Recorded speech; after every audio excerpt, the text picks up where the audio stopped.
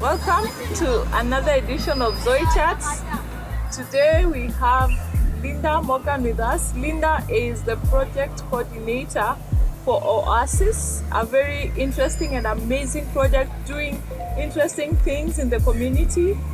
You will hear the stories from Linda, so I welcome you. Stay tuned and karibu sana.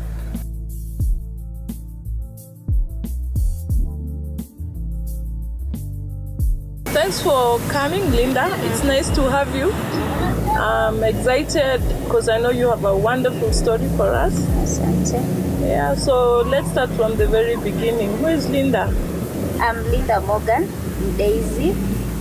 I was born and raised in Kuruma, then later moved to Korogosho. I'm a community development, very passionate about supporting other people and encouraging them and mentoring them. That's Linda. Tell us more about Oasis. Who is Oasis? What do they do? Oasis is a CBO. It started because of women empowerment, and it focuses on 4 major projects that we do, which is reproductive health, gender-based violence, stable banking, asset financing, welfare, and comprehensive empowerment kitting. We help them get a life skill that we train on them on fashion and design, tailoring, beadwork, and also sandals making, so that at the end of the day, as they have a skill, they can be able to sell and get a living at the end of the day, and also take care of their kids. We also have young men who are coming on board, and there are those young men who have been in crime but transformed now. So we can be able to show them how to save, how to start a small business, and trying to tell them crime simple, you can do this to transform your life. So at the end of the day, they tell us, what is the next step if I'm out of crime? So my next step is, how do you start a small business, or what are you interested in? It should be a passion that you are interested in, so that you can push what you want to do better, rather than us pushing for you. You won't do it better. But when they come out clear and tell us, me, I need a motorbike, I feel I can manage the motorbike well, that is what we'll finance as an asset financing, which is a project in Oasis. Then later, as they are doing it, they are able to pay 400 shillings every day, and at the end of 1 year, they'll be done with their loan, and the motorbike is his, and is able to sustain his life well and not go to crime again. Wow, Linda, you are doing an amazing project. Actually, when did you discover your passion? I have gone to the dam site, I've worked there. I have passed a lot.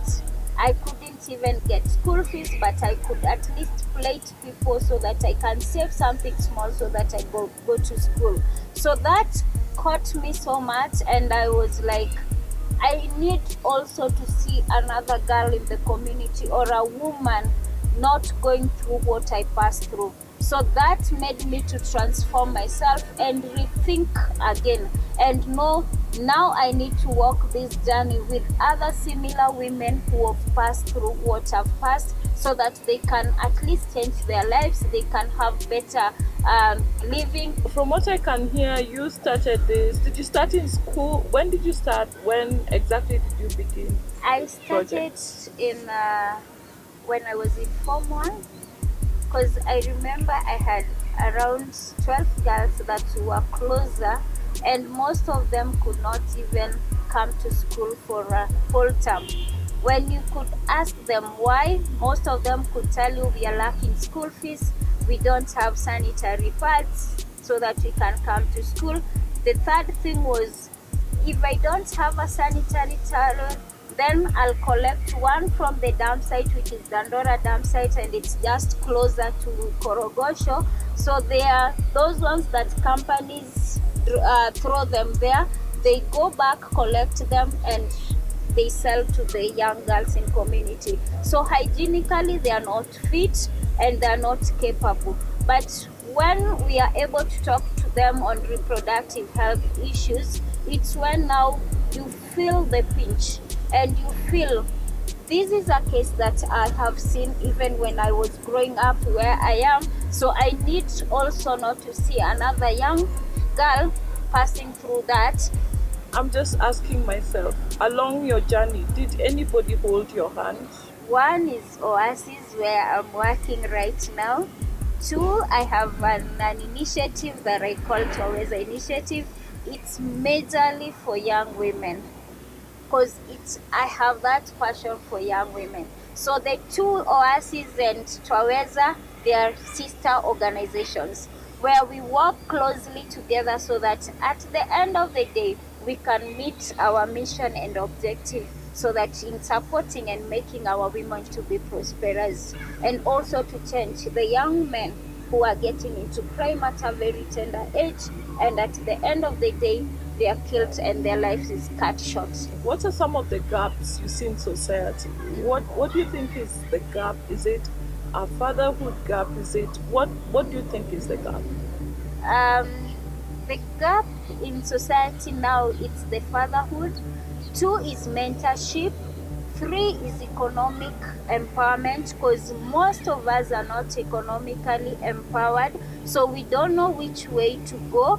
But if you can get people who are there to help us drive this force of empowering our young women and our young men, so that they can engage and know what to do when they are still young, then at the end of the day they'll be able to capture, they'll be able to have a good foundation, they'll be able to know this is the way to go, and not just to rely on people and muggle people around. How many members do you have?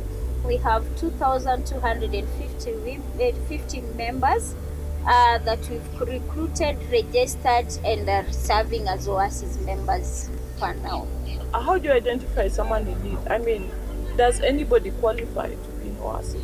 When we are doing our awarenesses in the community, and when they are registering through their groups, it's when now we can work with them for around 6 months, then we can be able to identify now different needs that are in that group, because we are born differently, we have different ideas, different mindset. So as we work now, we are able to know this person needs this type of mentorship, this person needs this type of mentorship. Then from that, now we are able to capture and support you differently the way you need. The talk in our country for a while has been there are no jobs. Yes. So the youth say hakuna kazi. What do you think about that? Youth, it's us to be creative, and most of us are learned, and very few, I'll say maybe to 30-35% you'll get our youth are not learned. But to those who are learned, I'll say utilize what you went to school for, utilize your profession well, start something up with what you have. You can capitalize on that and get other people who can work with you, so that you can also employ others. And for those who don't have the papers, because I'll say papers, Kenya, as we as per now, we think more of papers rather than being industrious and thinking of even artwork. Start something of your own, build on it, be passionate on it, and later you won't tell people hatuna kazi. You can make your own job from whatever passion you have. What was your best moment along this thing that you've done? You've done it for many years, but there's that thing that day you did and you just felt, wow. We've been able to partner with other organizations, which is called Partner for Care.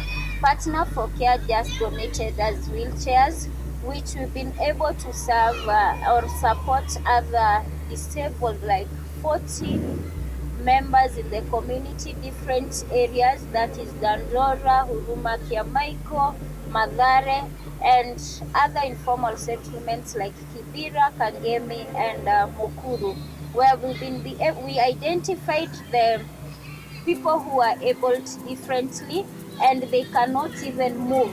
So we were able to support them so that they can move, and as we move with them, we can track them for the next 6 months, and the next 6 months they should be starting their own table banking groups, which we've started mentoring them.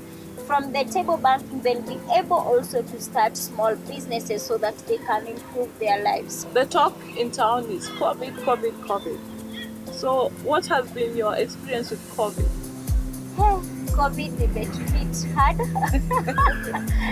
and it was not a good experience to us as an Oasis team, because most of our groups were shut down for around 4 months. We could not operate or work or see our members because we are used to every month we are with them. Now this time we can't see them, we can't talk to them, maybe on phone, but at the end of the day, even economically, most of them went down. So it has been tough because our members cannot afford even a meal on the table, because most of them, they dwell on $1 a day, which in informal settlements. Now when they can't even sell the green groceries, they can't sell even the streets, they can't sell even the small things that they do, then at the end of the day they can't make ends meet. Linda, what a story you have for us. So in our closing moments, I think you have a lot to tell the youth. So tell the youth out there something. It's your time to take the initiative, take this time to make yourself better and relate with the people that can help you grow, rather than just relating with people who can't even walk with you and show you the way. Walk with people who can show you how to fish, and later you'll know how to walk your journey well.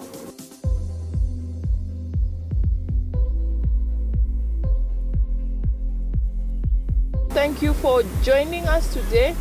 I have been your host, Linda Maruti. We're all about inspiring you and welcoming you so that you can come and get inspired. If you have an inspiring story, reach out to us in the comment section. We will look for you and we will come for you where you are. Asante sana, and it was an honor having you. Thank you.